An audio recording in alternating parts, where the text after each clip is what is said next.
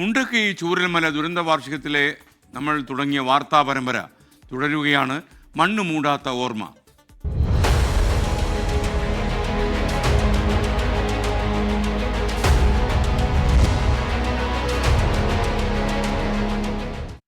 മുണ്ടക്കൈ ചൂരൽമല ഉരുൾപൊട്ടൽ ദുരന്തത്തിന്റെ അതിജീവന മുഖങ്ങളിലൊന്നാണ് നൗഫൽ എന്ന ചെറുപ്പക്കാരൻ.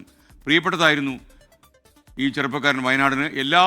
പക്ഷേ ദുരന്തം കവർന്നെടുത്തുകൊണ്ടുപോയി.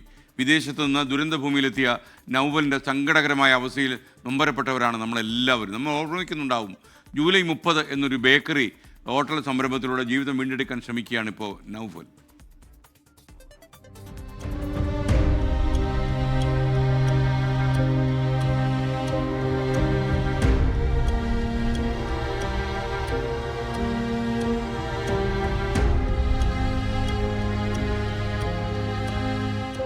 അതിജീവനത്തിന് ഒരു രുചിയുണ്ടെങ്കിൽ ഈ ചായയ്ക്ക് അതുണ്ട്. മഹാദുരന്തത്തിൻ്റെ അതിജീവിക്കുന്ന മുഖങ്ങളിലൊന്നായ നൗഫലിൻ്റെ ജൂലൈ 30 എന്ന ഹോട്ടലിൽ ഇരുന്നാണ് ഞാൻ സംസാരിക്കുന്നത്. പുറത്ത് മഴ ആർത്തിരമ്പുന്നുണ്ട്.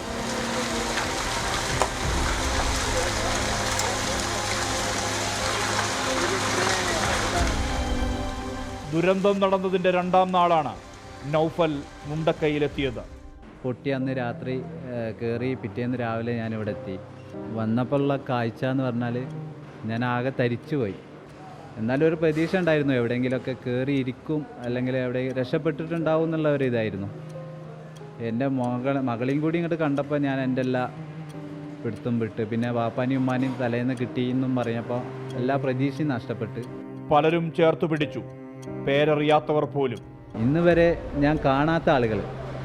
നമ്മൾ പറയല്ലോ, നമുക്ക് എന്തെങ്കിലും സംഭവിച്ചു കഴിഞ്ഞാൽ നമ്മളെ അടുത്തുള്ള ആൾക്കാർ, നമുക്ക് ഓരോ പ്രതീക്ഷകളുണ്ടാവും. ഇന്ന ആളുണ്ടാവും, മറ്റാളുണ്ടാവും എന്നൊക്കെയുള്ള പ്രതീക്ഷകളുണ്ടാവും. പക്ഷേ അതൊന്നും അല്ല ഇതിൽ ശരിക്ക് ഇത് വന്നത്.